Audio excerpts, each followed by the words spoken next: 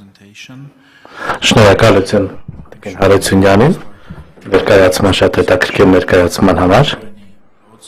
Եթե կան մտքեր, դիտարկումներ եւ այլն, խնդրում եմ տեղեկացեք։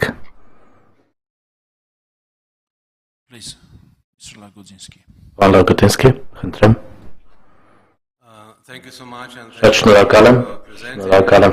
եմ ներկայացնելու համար, շնորհակալ եմ։ Հետաքրքիր լսեցի, իհարկե խորհրդանում նույնպես ներկայացել ենք եւ նույնպես բավականին կառուցվածքային էր, շատ ներկայացվածություն կար նաեւ քաղաքասարակությունից։ Դուք մի բան նշեցիք, մի կարևորագույն բանալի արտահայտություն արեցիք, որը կարծում իմաստունի ավելի շատ ուսումնասիրել հասկանալ, ասացիք, որ երկրները չեն տեսնում աշխատավոճը կամ համագործակցությունը, փոխգործակցությունը որպես աջակցություն, այլ ցանկանում են տեսնել որպես գործընկերություն։ Ինչպես կարող եք դա բացատրեք, ի նկատի ունեք իրենք, ինչպես կասեք, այդ գործընկերությունը օպերացիոնալ առումով ինչպիսին պետք է, ինչ ակնկալվում։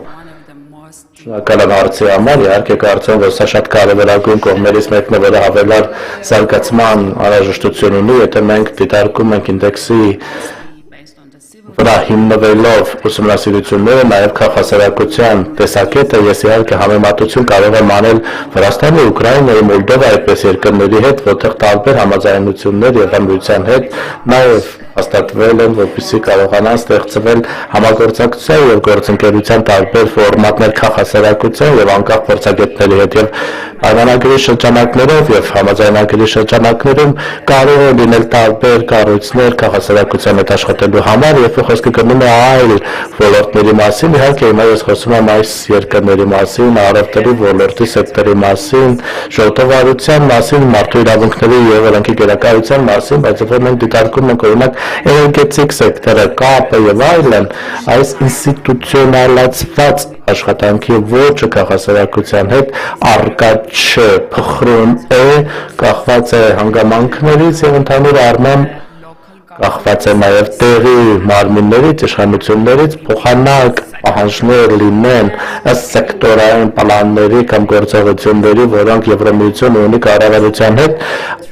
նաև տրենդները ինչ ենք տեսնում, ինչ միտումներ ենք տեսնում ենք, որ օրինակ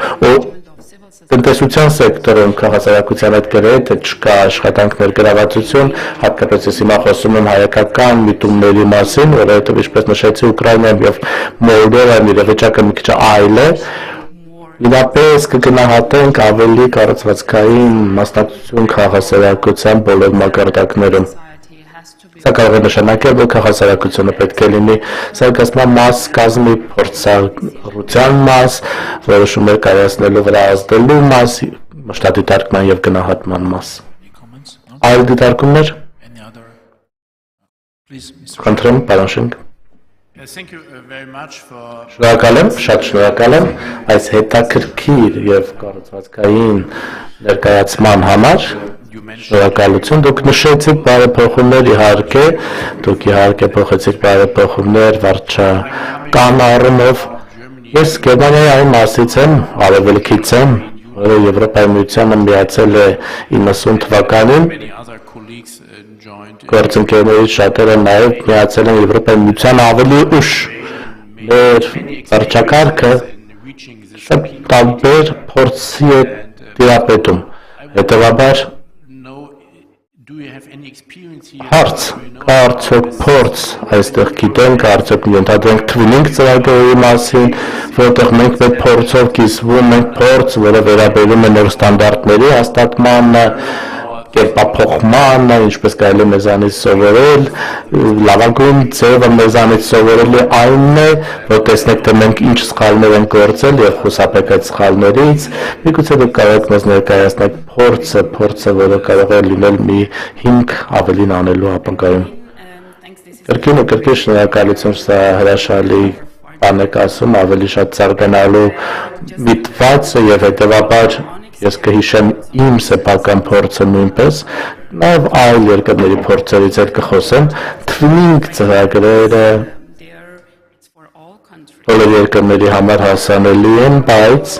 Մոլդովայի, Ուկրաինայի, Վրաստանի համար եղել է ավելի շատ twinning ծրագրերի հնարավորություններ, դա էապես լավ փորձառություն է եղել, Հայաստանում նույնպես եղել են տարբեր ոլորտներում twinning ծրագրեր հանրային կառավարման, բայց այն ժամանակ հանրային կառավարման բարեփոխումների հատուկ մեխանիզմ կար Արևելյան Եվրոպայի արևելյան գործընկերության երկրների հետ, որ փորձով փոխանակվենք ոչ միայն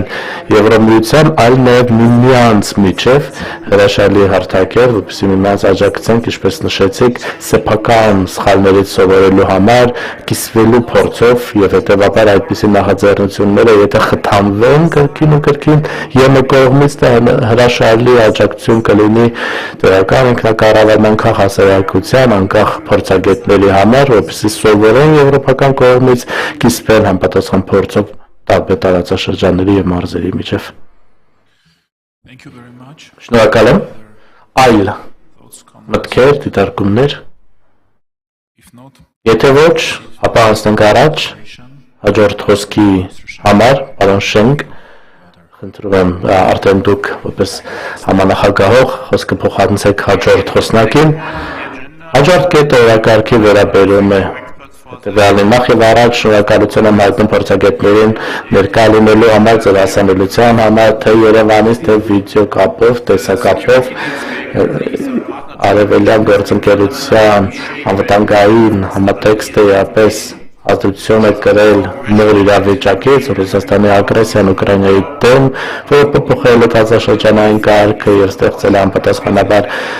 խոցելիություններ արևելյան գործընկերության երկրներում եւ նրանց կարողությունների հետ կապված, որպեսզի կարողանան դիմակայել հիբրիդ սպառնալիքներին։ Այսօր խաղաղությունն ու կայունությունը ոչ միայն կախված է ավանդական պաշտպանական մեխանիզմներից, այլ նաեւ մեր ինստիտուտների դիմակայունությունից, մեր հասարակության եւ մեր տնտեսության դիմակայունությունից։ Սա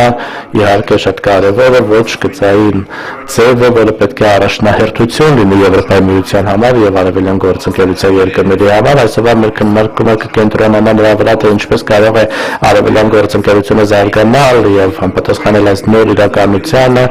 նոր դիմակայունություն, որը պահանջում է քաղաքական կամք, ավելի խորը համակարգում արևելյան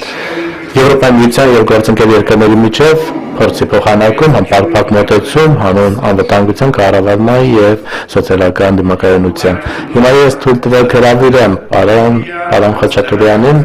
ով ղեկավարում է խաղաղության երկխոսություն ՀԿ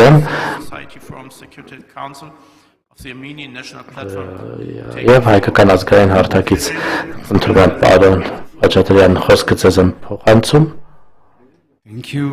Շնորհակալ եմ։ Մեծարգո համանախագահողներ, Եվրանեստի անդամներ, գործընկերներ, շնորհակալ եմ այս հնարավորության համար խոսել քաղաքասարակության տեսակետի մասին առայն, թե ինչպես կարող ենք անվտանգային համագործակցություն ամրապնդենք արևելյան գործընկերության տարածաշրջանը, որովհետև մենք հիմա հանդիպում ենք մի այնպիսի ժամանակահատվածում, երբ որ եվրոպական